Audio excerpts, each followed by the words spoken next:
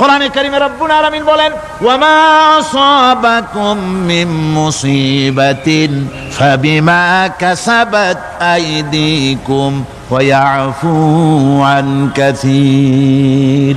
যত বিপদ তোমাদের উপর আরোপিত হয়, সমস্ত বিপদ তোমাদের দুই হাতের কামাই করা। কে বলছেন? আল্লাহ পাক। যে কোরআনে কারীমের মধ্যে আল্লাহ রাব্বুল আলামিন সব কথা বলে দিয়েছেন, কোনো কথা বাদ রাখেন নাই। পাহাড়গুলি ভেঙে আমরা ক্ষতি করতেছি, গাছগুলি কেটে আমরা ক্ষতি করতেছি, প্রকৃতির ভারসাম্য নষ্ট করে দিচ্ছি, ফলে সমুদ্রের পানি স্ফীত হচ্ছে, ভূমিকম্প বাড়তেছে, ঘূর্ণিঝড় হচ্ছে, টর্নেডো হচ্ছে, পৃথিবী বিধ্বস্ত হয়ে যাচ্ছে, ক্লাইমেটের পরিবর্তন আসছে। এই যে অবস্থা, এই অবস্থা শুধু বাংলাদেশে নয়, গোটা পৃথিবীতে ক্লাইমেটের একটা বিরাট পরিবর্তন আসতেছে, একটা বড় রকমের পরিবর্তন আসতেছে। এর কারণ হচ্ছে এই পৃথিবীর মানুষেরা নিজেরাই প্রকৃতির ভারসাম্যকে নষ্ট করে দিয়েছে। এই ভারসাম্য নষ্ট হওয়ার কারণে আবহাওয়ার পরিবর্তন হচ্ছে, সামুদ্রিক জলোচ্ছ্বাস বাড়তেছে, ভূমিকম্প, আগ্নেয়গিরি ইত্যাদি হচ্ছে এবং পৃথিবীর মানুষ বিধ্বস্ত হচ্ছে। বলতেছিলাম, এই কোরআনে কারীমের মধ্যে আল্লাহ পাক সব কথা বলে রেখেছেন। যদি জানতাম, বুঝতাম, তাহলে এই অবস্থার সৃষ্টি হতো না। এটা বিজ্ঞানের বই নয়, রাজনীতির বই নয়, সমাজনীতির বই নয়, বরং সমস্ত নীতিমালার উচ্চ, জ্ঞানের উচ্চ হচ্ছে আল কোরআন। জ্ঞানের উচ্চ কি? আরো জোরে বলেন, জ্ঞানের উচ্চ কি? আল কোরআন। পবিত্র কোরআনে এমন এমন ঘটনা আল্লাহ পাক বলেছেন যা ষষ্ঠ শতাব্দীর দুনিয়া এ সম্পর্কে কিছুই জানতো না। অবশ্য কিছু কিছু ঘটনা ইহুদিদের কিতাবে অতিরঞ্জিত আকার এবং বিকৃত অবস্থায় এসেছে, কিন্তু কোরআনে কারীম দুনিয়ার মানুষকে আদম সৃষ্টি, নূহের বন্যা, তারপরে মুসা আলাইহিস সালাম ফেরাউনের ঘটনা, ইব্রাহিম আলাইহিস সালামের নমরুদের ঘটনা এবং ইউসুফ আলাইহিস সালামের কাহিনী সবগুলিকে সুন্দর করে কোরআন শরীফ উপস্থাপনা করেছে রাসূলের মাধ্যমে, যা পৃথিবীর ইতিহাসে কেউ জানতো না। সেগুলি আল্লাহ পাক জানাইছেন কিভাবে? কোরআনে কারীম বলছে, তিলকা মিন আম্বাইল গায়বি নূহিহা ইলাইকা মা কুনতা তা'লামুহা আনতা ওয়ালা কওমুকা মিন ক্বাবলি হাযা। এ হলো সব অজ্ঞাত ঘটনা। সমস্ত ঘটনাগুলি আল্লাহ পাক তার হাবিবকে শুনিয়ে বলে দিলেন, সব অজ্ঞাত ঘটনা যা তুমি জানতে না, তোমার কোনো জানা ছিল না, আমি ওহীর মাধ্যমে তোমাকে সব জানাইছি। ইউসুফ আলাইহিস সালামকে যখন তার ভাইয়েরা কুয়ার মধ্যে ফেলে দিতেছিল, তখন তুমি উপস্থিত ছিলে না, এই ঘটনা ওহীর মাধ্যমে আমি জানালাম। মুসা আলাইহিস সালামকে যখন ফেরাউন দরিয়ার ভিতরে ফেলে দিল, সেই সময় তুমি সিনাই পর্বতের পাশে দাঁড়িয়ে সব দৃশ্য লক্ষ্য করনি, অথচ আমি ওহীর মাধ্যমে সব তোমাকে খুলে খুলে বলে দিয়েছি।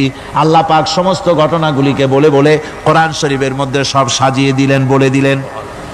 তিনি বললেন, ওয়ামা কুনতা বিজানিবিল গারবি ইয কাদাইনা ইলা মুসাল আমরা ওয়ামা কুনতা মিনাশ শাহিদিন। ফিরআউন যে মুসার সঙ্গে যে ব্যবহারটা করলো, এ সময় সেখানে তুমি উপস্থিত ছিলে না, আমি ওহীর মাধ্যমে তোমাকে তা জানিয়েছি। كذلك نقص عليك من أنباء ما قد سبق وقد آتيناك من لدنا ذكرا। আল্লাহ পাক বলেন, এভাবে আমি আপনার কাছে অতীত ঘটনাবলী ওহীর মাধ্যমে নিখুঁতভাবে আপনার সামনে সব বলে দিয়েছি। আমার ভাইয়েরা, এই বিশ্বলোকে ঊর্ধ্ব লোক সম্পর্কে নির্ভুল তথ্য বর্ণনা আল্লাহ পাক করে দিয়েছেন কোরআনের মাধ্যমে। 1665 খ্রিস্টাব্দে স্যার আইজাক নিউটন তিনি আবিষ্কার করলেন মাধ্যাকর্ষণ শক্তিকে। এই মাধ্যাকর্ষণ শক্তি, ল অফ গ্র্যাভিটেশন, এ সম্পর্কে মানুষের এই থেকে কিছু জানলো, কিন্তু আজ থেকে 1400 বছর আগে আল্লাহ রাব্বুল আলামিন তার উম্মি নবী, যিনি কোনো বিজ্ঞানাগারে লেখাপড়া করেন নাই, কোনো সায়েন্স রিসার্চ করেননি, যিনি কোনো কলেজ ইউনিভার্সিটিতে পড়াশোনা করেননি, তার মাধ্যমে জানিয়েছেন মাধ্যাকর্ষণ শক্তির কথা। কোরআন বলছে, ইন্নাল্লাহা ইউমসিকুস সামাওয়াতি ওয়াল আরদা আন তাজুলা। এই পৃথিবী এবং সমস্ত গ্রহ উপগ্রহকে আল্লাহ পাক বলছেন, আমি এমন এক শক্তি দিয়েছি যে শক্তির মাধ্যমে একটা আরেকটাকে আকর্ষণ করে রাখছে। এই পৃথিবীতে মাধ্যাকর্ষণ শক্তি শুধু পৃথিবীর নাই, সূর্যের আছে, মঙ্গলের আছে, নেপচুনের আছে, ইউরেনাসের আছে, বৃহস্পতির আছে। প্রত্যেক প্রত্যেকটি গ্রহের আলাদা আলাদা মাধ্যাকর্ষণ শক্তি আছে, আর এই শক্তির বলে একটা আর একটাকে টেনে ধরছে যাতে করে বিচ্ছিন্ন হয়ে না যায়, যাতে করে ধ্বংসপ্রাপ্ত না হয়। এগুলি আল্লাহ পাক এই তথ্যগুলি কোরআনে কারীমের মধ্যে বলেছেন। ফলে মরিস বুকাইলির মতো লোক, যিনি ফরাসি দার্শনিক, তিনি বলেছেন দুনিয়ার সমস্ত বিজ্ঞানীদের থিওরি হচ্ছে এই যে বিজ্ঞানের কোনো থিওরি ফাইনাল নয়, আজ একটা হচ্ছে, কাল সেটাকে পরিবর্তন করে নতুন আর এক থিওরি আসতেছে। কিন্তু কোরআনে কারীমের মধ্যে আমি, কে বলতেছেন কথা? না না না, মরিস বুকাইলি বলছেন কোরআন শরীফের ভিতরে আমি যে বিজ্ঞানের তথ্য পেয়েছি, থিওরি পেয়েছি, তার কোনো পরিবর্তন আজও হয় নাই, ভবিষ্যতেও হওয়ার কোনো সম্ভাবনা নাই। মরিস বুকাইলি মনে করেছিলেন বেদ আর বাইবেলে যেমন ভুল আছে, কোরআন শরীফে ওই রকম ভুল আছে, নাউজুবিল্লাহ। সেই জন্য তিনি আরবি শিখলেন কোরআন বোঝার জন্য, ভুল ধরার জন্য। কোরআন শিখলেন কি জন্যে? ভুল ধরার জন্য। আর এমন শেখা শিখছেন, ওই আরবি শিক্ষা মানে আমাদের দেশের লোকদের মতো আনাকুম জানাকুম শেখে নাই, ভালো করেই শিখছে, ভালো করেই মুখস্থ করেছেন, তার ভালো করে আরবি শিখেছেন, তারপরে কোরআন শরীফ পড়েছেন, তারপরে তিনি এ কোরআন পড়ে তেলাওয়াত করে বুঝে এরপরে তিনি বই লিখেছেন দি Bible, the Quran and science. এই বইয়ের মধ্যে তিনি পরিষ্কার লিখেছেন কোরআন পড়লাম, এর ভিতরে একটা নকতা দেওয়ার, একটা কলমের ফোঁটা দেওয়ার জায়গা কারো নাই। কোরআন নিঃসন্দেহে মহান স্রষ্টা আল্লাহ রাব্বুল আলামিনের মানুষের বানানো কিতাব এটা হতে পারে না। সুতরাং কোরআন শরীফের মধ্যে আল্লাহ পাক সব কথা বলে দিয়েছেন। বিজ্ঞানের সাথে কিন্তু কোরআনের সংঘর্ষ নাই। অনেকে মনে করে যে বিজ্ঞান আর কোরআন এর মধ্যে বিরাট সংঘর্ষ, না, বিরাট সংঘর্ষ নয়, দুই একটা পয়েন্টে সংঘর্ষ থাকতে পারে। অধিকাংশ ব্যাপারই বিজ্ঞান, আমি মনে করি বিজ্ঞানের আবিষ্কার যত বাড়বে কোরআন বোঝা মানুষের জন্য তত সহজ হবে। এটা আমার ধারণা, এটা আমার ধারণা।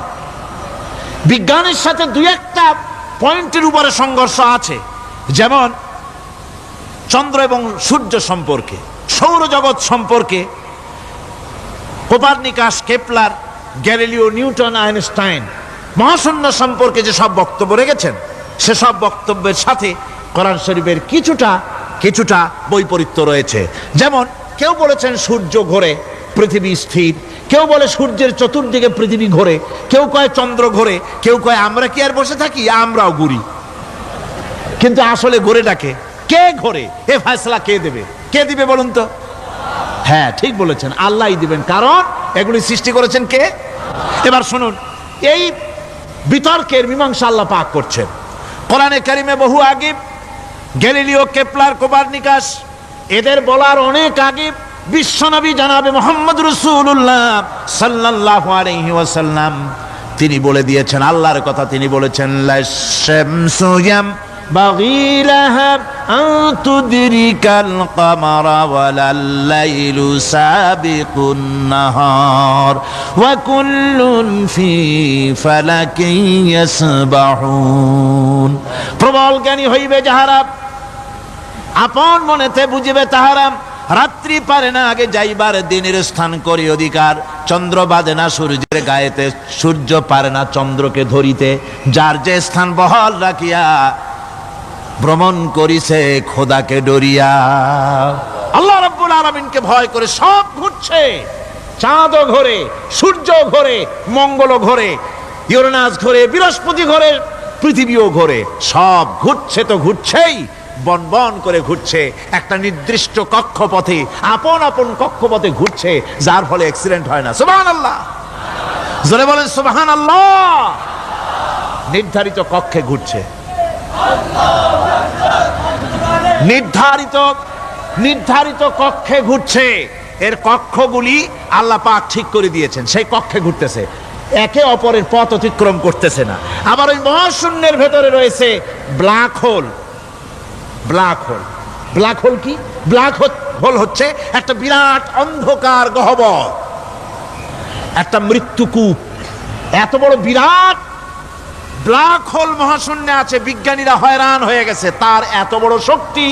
সে শুধু তারা খায় না, কোন তারকা ঘুরতে ঘুরতে যদি তার কাছে এসে যায় তারাকে খেয়ে ফেলে।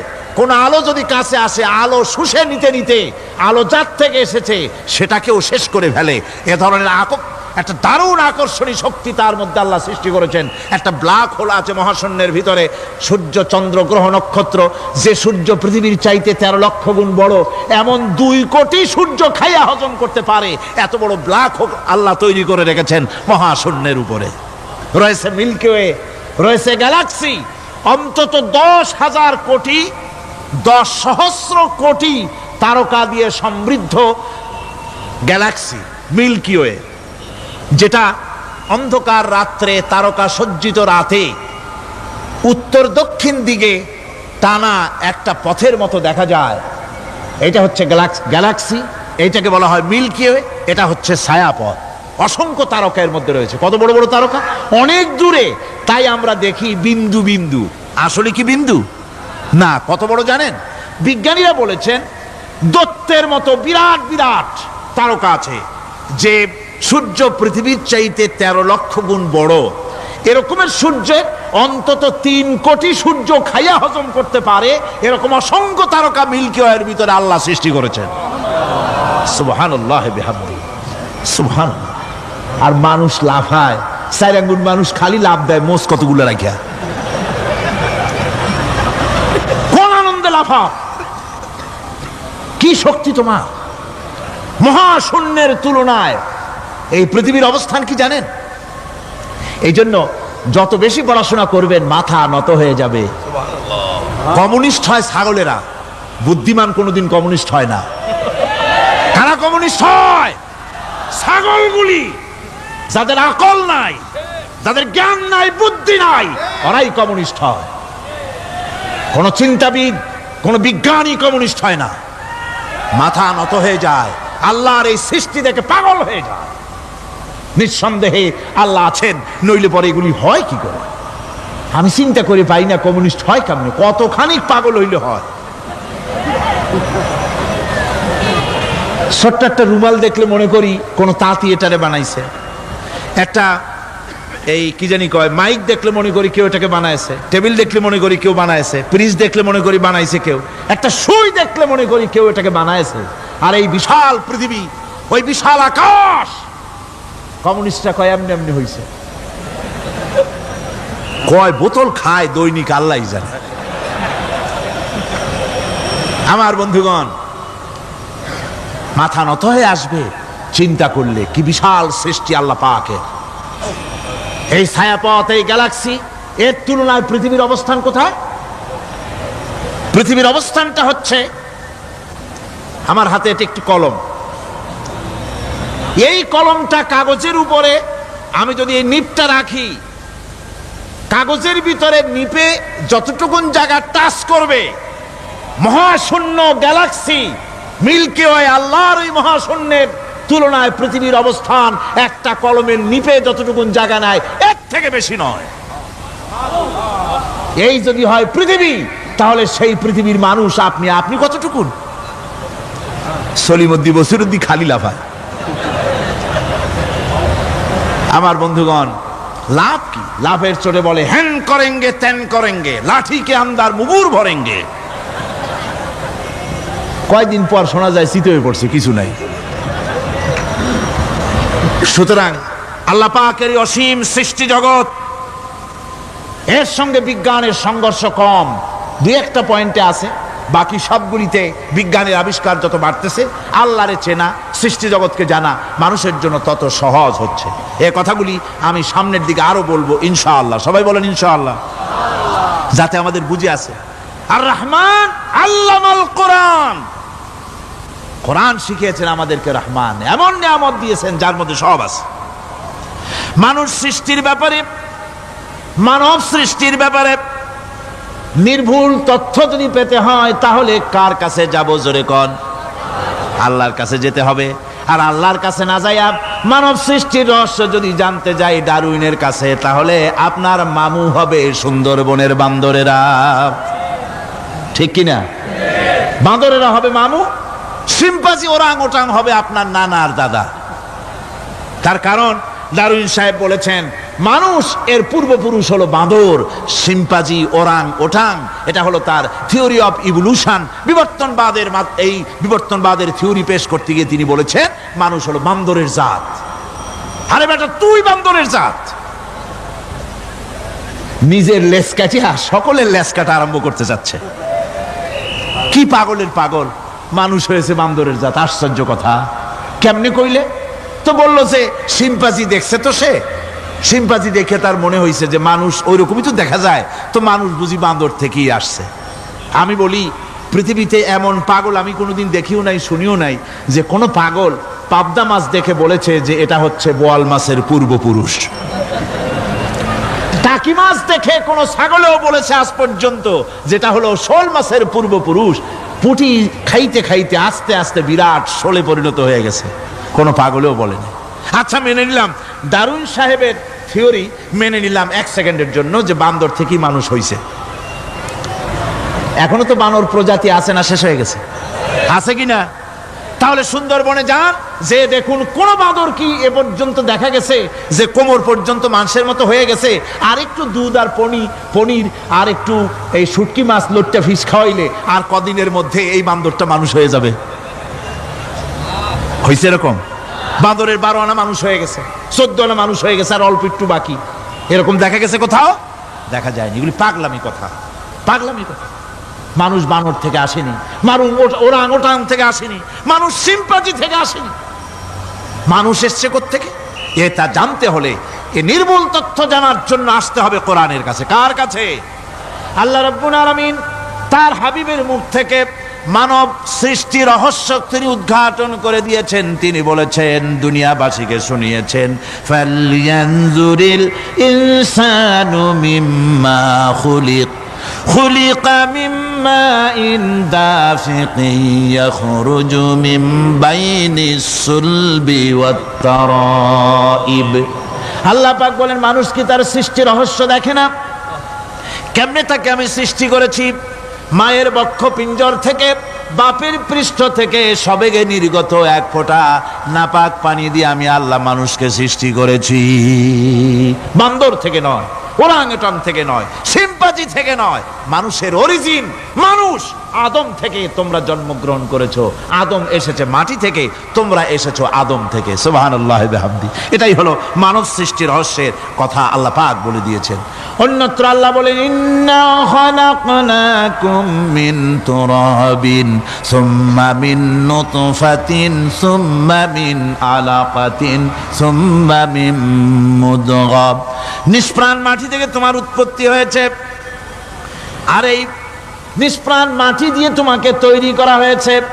এগুলি মাতৃগর্ভের ভিতরে গিয়া নাপাক পানি ফোঁটা জমাট রক্ত হয়েছে, গোশত হয়েছে, তারপরে মানুষের আকৃতি দিয়েছি, আর এরপরে বাচ্চার আকারে মায়ের পেট থেকে আমি আল্লাহ মানুষ করে তোমাকে বের করেছি। সুতরাং মানব সৃষ্টি রহস্যের কথা বিজ্ঞানের সাথে যেটা সাংঘর্ষিক হবে কোরআনের সাথে, আমরা সেটা মানতে পারি না। আমাদেরকে মানতে হবে মূল জ্ঞানের কেতাবটা। মূল জ্ঞানের কেতাব কোনটা? জোরে কন্ত কোনটা? কোরআন। এখানে সব কথা আল্লামাল কোরআন। কোরআন শিখিয়ে মানুষকে আল্লাহ পাক সবচাইতে বড় দয়া করেছেন, এর থেকে বড় দয়া আর হয় না। কোরআন শিখিয়েছেন আমাদের, যার মধ্যে সমস্ত তথ্যের কথা আল্লাহ পাক বলেছেন।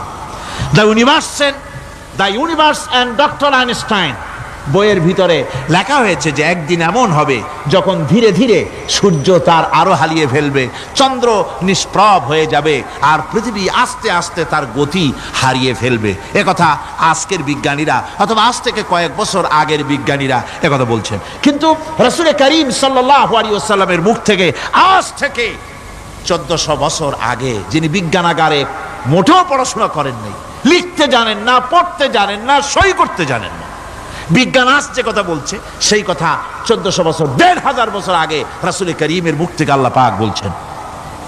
কোরআনে কারীম বলছে, ইয়াসআলু আইয়ানা ইয়াউমুল কিয়ামা ফাইদা বারিকাল বাসারু ওয়া খাসাফাল কামারু ওয়া জুমিআশ শামসু ওয়াল কামার।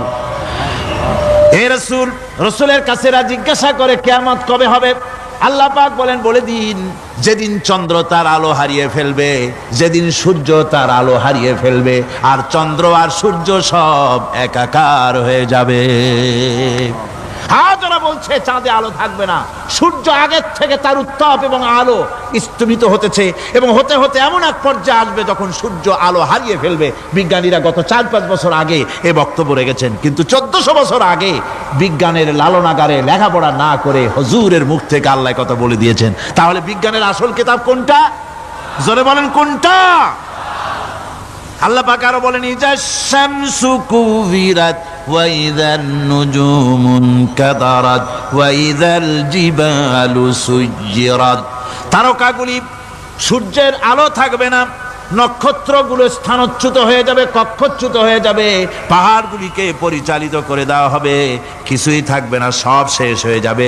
বিজ্ঞানীরা আজ বলতেছে যে সব শেষ হয়ে যাবে, কিছুই থাকবে না, সব শেষ হবে। বিজ্ঞানীরা বলতেছেন, কোরআন অনেক আগে বলেছে, কুল্লু মান আলাইহা ফান ওয়া ইয়াবকা ওয়াজহু রাব্বিকা যুল জালালি ওয়াল ইকরাম।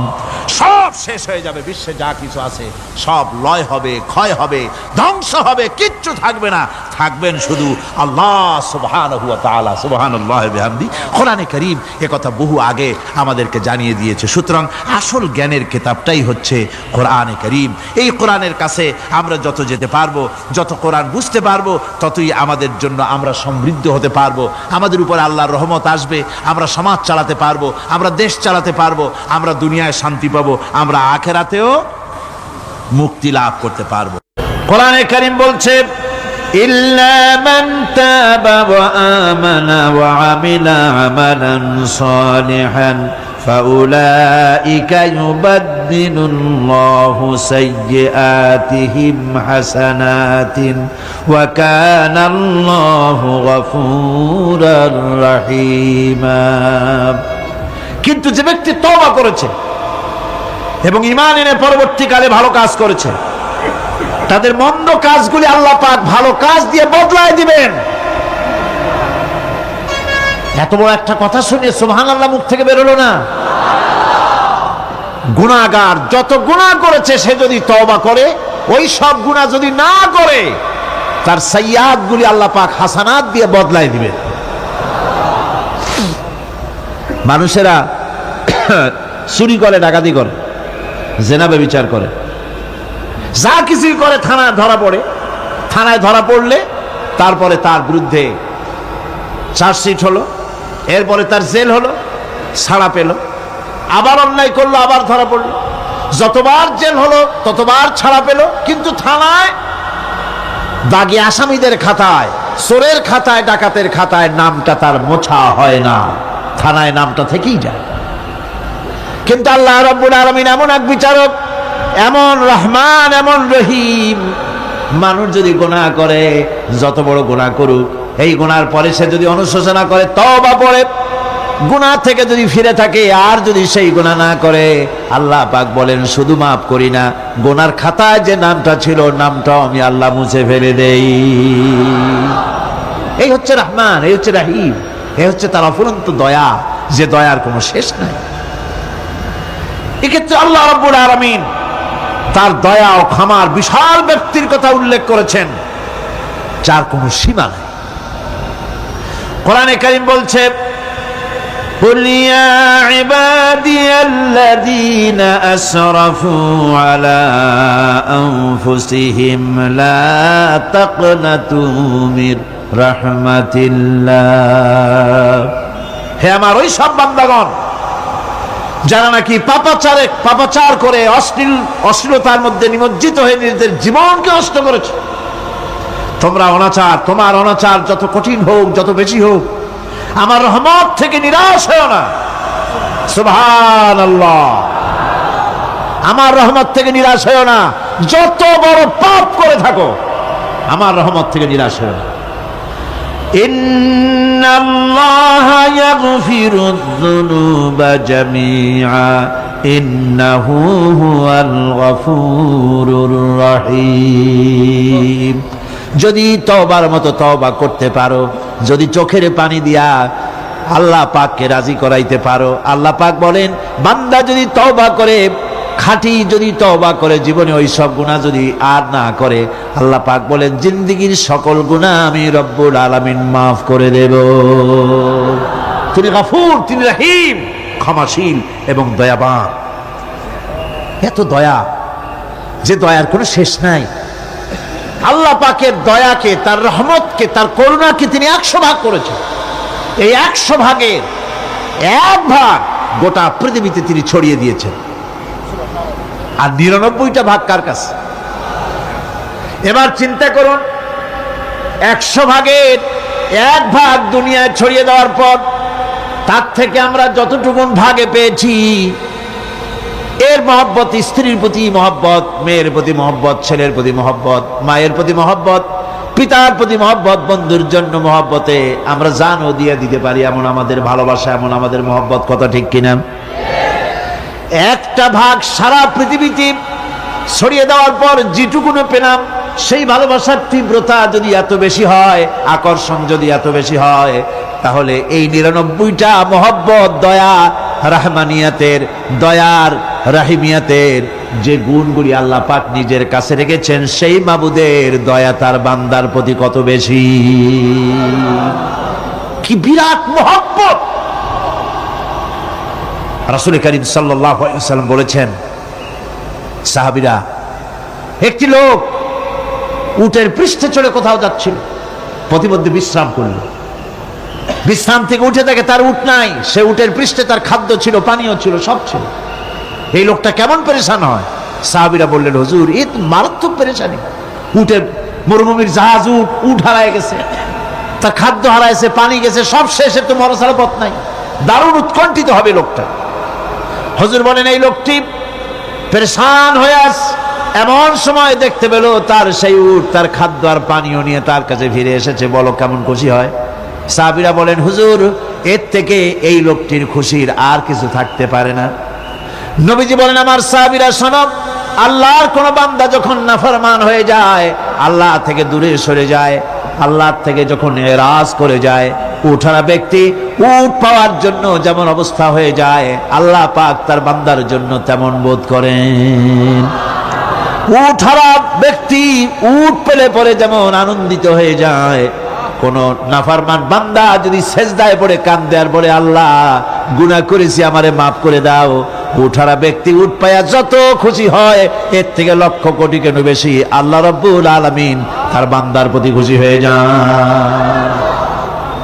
আল্লাহ রহমান রহিম, কি দয়া! এত বড় দয়া তার। সেই দয়ার কারণে তার প্রতি আমাদেরকে আকৃষ্ট হতে হবে। মাপ চাইলেই আল্লাহ পাক মাফ করবে। ওয়াকালা রাব্বুকুম উদউনি আস্তাজিব লাকুম। তোমাদের রব তোমাকে বলছে, তোমাদের রব কে? আমাদের রব। সকলে বলেন, কে আমাদের রব? সে আল্লাহ আমাদেরকে বলছেন, তোমাদের রব বলছেন, আমাকে ডাকো, আমি ডাকে সাড়া দেব। সুবহানাল্লাহ। এরকম একটা অনুভূতি আমার নিজের হয়েছিল, আমার নিজের একটা অনুভূতি। কাবা শরীফের ভিতরে যখন আল্লাহ পাক আমাকে প্রবেশের সুযোগ দিয়েছিলেন, কাবা শরীফের মধ্যে, তখন তার রসমে কাবা নাই। কাবার ভেতরে ঢুকলে তখন চতুর্দিক কেবলা, চতুর্দিকে ফিরে দুরাকাত না করে নামাজ পড়লাম। সেজদা দেওয়ার সুযোগ হলো, সেজদায় পড়ে এমন কান্না শুরু হলো, দম আটকে যাওয়ার মতো, শুধু কাঁপতেই থাকলো। আধা ঘন্টা চলে গেল সেজদার ভেতরে। এরপরে আমার চিন্তা হলো, হুশ হলো যে আমি এতক্ষণ এখানে সেজদায় পড়ে আছি, আরো তো মেহমান এর মধ্যে ঢুকবে। কিছু রাষ্ট্রীয় মেহমান ছিল, দুনিয়ার বিভিন্ন দেশ থেকে তারা দাওয়াত দিয়েছিল। তো সেই মেহমানরা ঢুকতে পারবে না, এর মধ্যে 18-20 জনের বেশি লোক ধরে না। তা আমি অন্যের হক বোধহয় নষ্ট করছি, এই অনুভূতি না আসলে আমি কতক্ষণ সেজদায় পড়ে থাকতাম আল্লাহই জানে। আমি যখন সেজদা থেকে মাথা তুললাম, দরজার দিকে যখন তাকিয়েছি, ঠিক আমার চোখটা গিয়ে পড়লো দরজার সেই অংশে যেখানে লেখা আছে ওয়াকাল রাব্বুকুম উদউনি আস্তাজিব লাকুম। আমি আবার ফুফায় কাল্লাম, আল্লাহ, আমি আমার দায়িত্ব পালন করেছি, আমি তো আমার রবকে ডেকেছি। আল্লাহ, তোমার গোলামের কথা তুমি শোনো, এটা আল্লাহর ওয়াদা। বান্দা কান আমার কাছে চোখের পানি ফেল। রাসূল করিম সাল্লাল্লাহু আলাইহি সাল্লাম বলেছেন আল্লাহ পাকের দরবারে দুইটা ফোঁটা বেশি কবুল, বেশি মঞ্জুর, বেশি প্রিয়। একটি হচ্ছে জিহাদের ময়দানে যে রক্ত ফোঁটা পড়ে সেই রক্ত ফোঁটা, আর একটি হচ্ছে আল্লাহর ভয়তে চোখ থেকে যে পানি ফোঁটা পড়ে, এটি আল্লাহর কাছে দারুণ প্রিয়। গুনার কারণে কলবের ভিতরে কলব জং আলুদা হয়ে গিয়েছে, গুনার কারণে কলব তো নষ্ট হয়ে গিয়েছে, জং পড়ে গেছে। জং বোঝেন না? বোঝেন না? হ্যাঁ, মরিচা, মরিচা জং হচ্ছে মরিচা, লোহায় মরিচা পড়ে। গুনাহ করতে করতে কলবের মধ্যে মরিচা পড়ে যায়। এই মরিচা উঠাইতে চান? মরিচা যদি ওঠে, কোরআন শুনবেন মজা লাগবে, গান শুনলে গা জ্বলে উঠবে, ওয়াজ শুনবেন, হাদিস শুনবেন ভালো লাগবে, অন্য আজে বাজে কথা পছন্দ হবে না। এই কলবের জং যদি উঠে যায়, কোরআন তেলাওয়াত করবেন মজা লাগবে, জিকির করবেন মজা লাগবে, নামাজ পড়বেন মজা লাগবে, আল্লাহ পাকের দরবারে হাত তুলবে তো চোখ থেকে দরদর করে পানি বেরোতে থাকবে। চোখে পানি আসে না, কারণ কলব তো জাঙ্গালুদা হয়ে গিয়েছে, এটা মরিচা পড়ে গিয়েছে। আমি জিজ্ঞেস করতে চাই, কলবের এই জং, এই মরিচা কি আপনারা উঠাতে চান? সেই মরিচা যদি তুলতে চান, তাহলে চোখের পানি ছাড়া আর কিছুই নাই, আল্লাহ পাকের জিকির করতে হবে। আল্লাহ পাকের জিকির হচ্ছে জং উঠিয়ে দেওয়ার জন্য সবচাইতে বড় হাতিয়ার। আর চোখের পানিতে এই জংগুলি ধুয়ে মুছে আল্লাহ পাক সাফ করে দিবেন। কাঁদতে শিখুন, আল্লাহ পাকের দরবারে চোখের পানি ফেলতে চেষ্টা করুন। কিয়ামতের দিন আল্লাহ পাক যদি রহিম না হন, বাঁচার কোনো উপায় নাই। বাঁচার উপায় আছে? উপায় নাই। আল্লাহ যদি হিসাবের জন্য ধরেন কিয়ামতের দিন কাউকে, হিসাবের জন্য যদি ধরেন, তাহলে জাহান্নাম ছাড়া পথ নাই। এই জন্যে আল্লাহুম্মা হাসিবনি হিসাবান ইয়াসীরা, এই দোয়া পড়তে হবে। আমরা যখন বললাম আর রহমানির রহিম, বলেন সবাই আর রহমানির রহিম। আবার প্রশ্ন হয়, বান্দা বুঝলাম, আরো কোনো কোয়ালিটি, আরো কোনো বৈশিষ্ট্য তার আছে নাকি? আমরা বলি মালিকি ইয়াউমিদ্দিন, তিনি হচ্ছেন বিচার দিনের মালিক, শেষ বিচারের মালিক তিনি। একদিকে এটাকে ব্যালেন্স করা হয়েছে, একদিকে অফুরন্ত রহমত, যার কোনো কুল নাই, কিনারা নাই। এখন আদল দরকার। এখন কি দরকার? আদল, ইনসাফ দরকার। আল্লাহ পাক একদিকে অফুরন্ত রহমত আর নিয়ামত দিয়ে পৃথিবীকে ছেড়ে রেখেছেন, অপর দিকে বলেছেন আমি হচ্ছি বিচার দিনের মালিক, সেদিন আমি বিচার করব। সেই বিচারের ভিতরে কোনো পক্ষপাতিত্ব থাকবে না, হবে না। সেখানে তিনি হবেন আহকামুল হাকিমিন, ওইটা হবে সুপ্রিম কোর্টের সুপ্রিম কোর্ট। সেই পরকালে, সেই কিয়ামতের মাঠে আপনাকে আমাকে সকলকে উপস্থিত হতে হবে, নাকি হবে না? সবাইকে উঠতে হবে। এই দিন শব্দটি কোরআনে কারিমে বহু জায়গায় বলা হয়েছে এবং বিভিন্ন অর্থে ব্যবহার করা হয়েছে। যেমন দিন শব্দের অর্থ প্রভাব, প্রতিপত্তি, আধিপত্য, ইতাআত, বন্দিগি, দাসত্ব, আনুগত্য, নীতি, পথ, পন্থা, হিসাব, ফায়সালা, প্রতিদান, প্রতিফল, এরকম অনেক অর্থ, অনেক অর্থে দিন শব্দ কোরআনে কারিমের মধ্যে ব্যবহৃত হয়েছে। কিন্তু এখানে মালিক ইয়াউমিদ্দিন, এই দিন এখানে ব্যবহার করা হয়েছে প্রতিফল অর্থে। প্রতিফলের দিন, যেদিন প্রতিফল দেওয়া হবে, তিনি হচ্ছেন সেই দিবসের অধিপতি, সেই দিবসের মালিক। সূরা ইনফিতারে আল্লাহ পাক বলছেন ওয়ামা আদরাকা মা ইয়াউমুদ্দিন সুম্মা মা আদরাকা মা ইয়াউমুদ্দিন, বিচারের দিনটি কি তা তোমাকে কে জানালো? আবার জিজ্ঞেস করছি, তোমাকে কে জানালো বিচারের দিনটা কি? আল্লাহ পাক জবাবে বলছেন বিচারের দিনটা হচ্ছে ইয়াউমা লা তামলিকু নাফসুন লিনাফসিন শাইআন ওয়াল আমরু ইয়াউমা ইযিন লিল্লাহ বিচারের দিন হচ্ছে এমন দিন যেদিন কেউ নিজেকে রক্ষা করতে পারবে না, কারো থেকে কেউ নিজেকে রক্ষা করতে পারবে না, নিজেকে কেউ নিজের জন্য কাউকে সাহায্যকারী পাবে না। সমগ্র ব্যাপারটি নিরঙ্কুশ ভাবে আল্লাহ রাব্বুল আলামিনের হাতে থাকবে। সেই দিনটার নাম কিয়ামত, সেটার নাম পরকাল, সেটার নাম হচ্ছে বিচারের দিন। যেদিন কর্তৃত্ব হবে কেবলমাত্র কার? আল্লাহ পাকের। সেই দিনটা হচ্ছে কর্মফল পাওয়ার দিন। লাহা মা কাসাবাত ওয়া আলাইহা মাকতাসাবাত। প্রত্যেক মানুষই সেই উপার্জন অনুসারে সেখানে ফল পাবে। যেমন কর্ম তেমন ফল পাবে, ব্যক্তি হিসাবে পাবে, দল হিসাবে পাবে। তিলকা উম্মাতুন ক্বাদ খালাত লাহা মা কাসাবাত ওয়া লাকুম মা কাসাবতুম ওয়া লা তুসআলুনা আম্মা ইয়ামালুন। প্রত্যেক মানুষই তার উপার্জন অনুসারী ফল পাবে। যা সে পাবে তা নিজের উপার্জন ছাড়া আর কিছুই না, আর যে ফল পাবে সেটাও তার উপার্জন। সুতরাং কিয়ামতের দিন আল্লাহ মানুষের উপরে কোনো জুলম করবেন না, অত্যাচার করবেন না। আল্লাহ পাক তো তার বান্দার জন্য জুলুমকারী নন, ঠিক কিনা?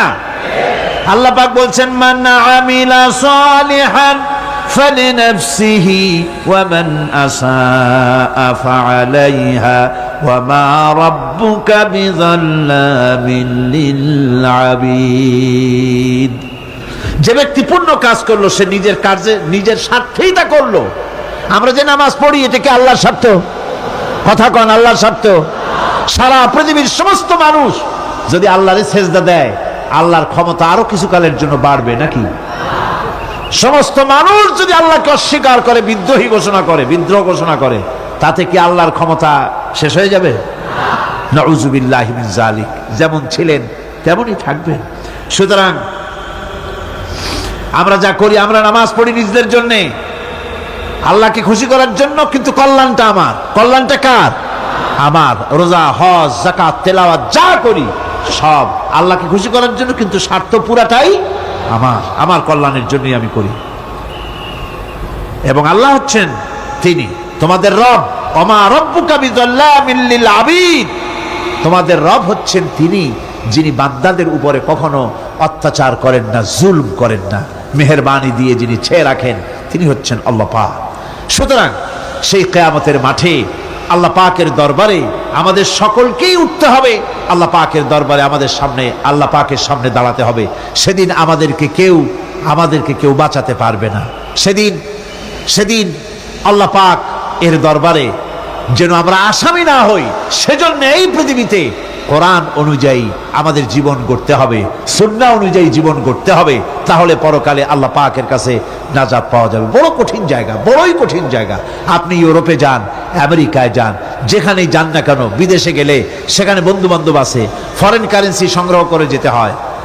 আর যদি বন্ধু বান্ধব না থাকে তাহলে ফরেন কারেন্সি তো সংগ্রহ করে নিয়ে যাবেনি, সেটা দিয়ে আপনার উপকার হবে। কিন্তু এমন একটা দেশে আমরা যাব, আমাদের সকলকে যেতে হবে। ওই দেশটার নাম কি? পরকাল। ওটার নাম কি? পরকাল। ওই পরকালে আমরা যে উঠবো, সেখানে কোনো আত্মীয় স্বজন মিলবে না। আল ইয়াউমা লা ইয়ানফাউ মালু ওয়ালা বানুন।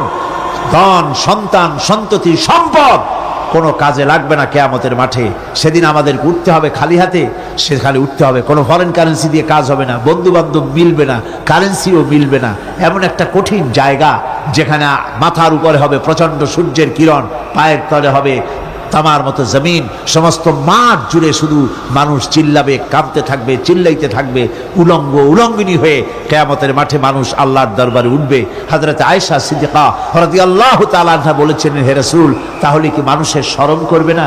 হুজুর বললেন, শরমের অনুভূতি তো থাকবে না। মানুষ সব আকাশের দিকে, ঊর্ধ্বের দিকে তাকিয়ে থাকবে, ভয়তে অস্থির হয়ে যাবে, কেউ কারো দিকে তাকাবার সময় পাবে না। এমন একটা বিভীষিকাময়, এমন একটা বিরাট জায়গায়, কঠিন জায়গায় আমাদের সকলকে উঠতে হবে।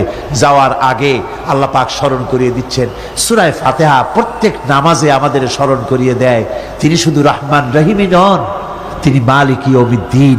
তিনি কিয়ামতের দিন মানুষের বিচার করবেন। সে বিচারের মধ্যে পক্ষপাতিত্ব থাকবে না। সে বিচারটা বড় কঠিন হবে। কারো পয়সা যদি মারেন, কারো হক যদি নষ্ট করেন, তাহলে প্রতিটা পয়সার জন্য 70 রাকাত কবুল নামাজের সওয়াব দিতে হবে কিয়ামতের মাঠে। বাঁচা যাবে না সেদিন, উপায় হবে না। আল্লাহ পাক যার প্রতি রহম করবেন তিনি ছাড়া আর বাঁচার কোনো পথ থাকবে না। সেই জন্য ওই পরকালের মাঠে কিয়ামতের দিন আল্লাহ পাকের দরবারে আমরা যেন আল্লাহর খাঁটি বান্দা হয়ে উঠতে পারি, এই জীবন যাপনের তৌফিক আল্লাহ পাক যেন আমাদের দান করেন। আমরা সবাই বলি আমিন, সকলে বলেন আমিন। আমি এখন আপনাদের নিয়ে মোনাজাত করব। মোনাজাতের জন্য দাঁড়ানো ভাইরা বসেন এক মুহূর্তে। যত মানুষ দাঁড়ায় আছেন পাশে, মেহেরবানি করে এক মুহূর্তের ভিতরে জায়গায় সব বসে পড়েন আর জোরে সোরে একটু জিকির করেন লা ইলাহা ইল্লাল্লাহ, লা ইলাহা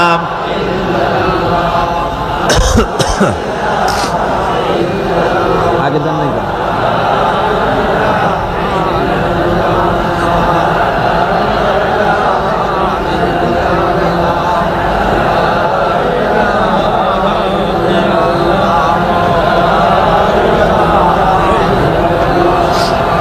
লা ইলাহা ইল্লাল্লাহু মুহাম্মাদুর রাসূলুল্লাহ। আল্লাহ আল্লাহ আল্লাহ আল্লাহ আল্লাহ আল্লাহ বলো না, ঠিক আছে কথা ছেড়ে দেবো, বলবো না ছাড়বো, আচ্ছা হয়ে যাবে। আর কিছু লোক আছে আমাদের এই মাঠটা প্রতি বছর তিনি মাঠের কাজ করে, উনি খুব অসুস্থ, আসতে পারতেছে না, ওইখান থেকে তড়পাচ্ছে। আমার মামতো বোনটা গতকালকে ইন্তেকাল করেছেন, আমি তাকে দখল করতে যেতে পারিনি। লা ইলাহা ইল্লাল্লাহু মুহাম্মাদুর রাসূলুল্লাহ। বন্ধুগণ, আমরা এখন দোয়া করব এবং সূরা ফাতিহার বাকি অংশ আগামীকাল আলোচনা হবে ইনশাআল্লাহ। সকলে বলেন ইনশাআল্লাহ। আমরা নামাজের মধ্যে এমন একটি সূরা পড়ি অথচ তার অর্থ ব্যাখ্যা আমাদের অনেকেরই জানা নাই। বিরাট নিয়ামত এর ভিতরে রয়েছে। এক কথায় গোটা কোরআন শরীফে যা আছে তার সারাংশ সূরা ফাতিহা। সুবহানাল্লাহ। আজকে আমরা মুনাজাত করব। মুনাজাতের পরে এশার নামাজের আজান হবে বা জামাত এশার নামাজ এখানে আদায় হবে। আপনারা সবাই জামাতে শরীক হবেন। আল্লাহুম্মা আমিন।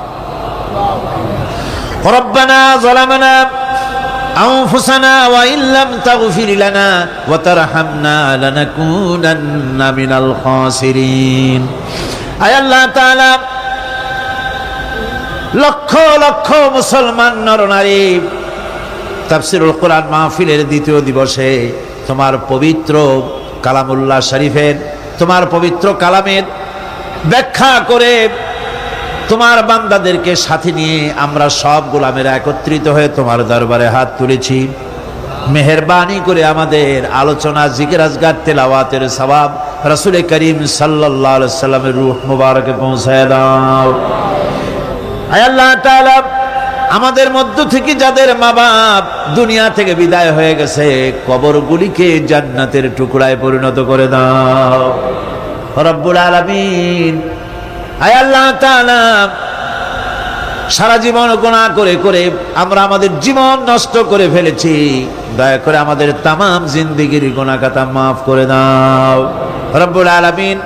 তোমার পবিত্র নাম রহমান রহিম, ওই নামের সামান্য একটুখানি ব্যাখ্যা বান্দাদের সামনে তুলে ধরেছি আমরা। আয় আল্লাহ তাআলা, এই ব্যাখ্যা বোঝার তৌফিক আমাদের দাও। আয় আল্লাহ তাআলা, তোমার রহমান, তোমার নাম রহমান, তোমার নাম রহিম, এই পবিত্র নামের বরকতে আমাদের জিন্দেগির সকল গুনাহ মাফ করে দাও। রব্বানা তাকাব্বাল মিন্না ইন্নাকা আনতাস সামিউল আলিম ওয়া তুব আলাইনা ইন্নাকা আনতাত তাওয়াবুর রহিম।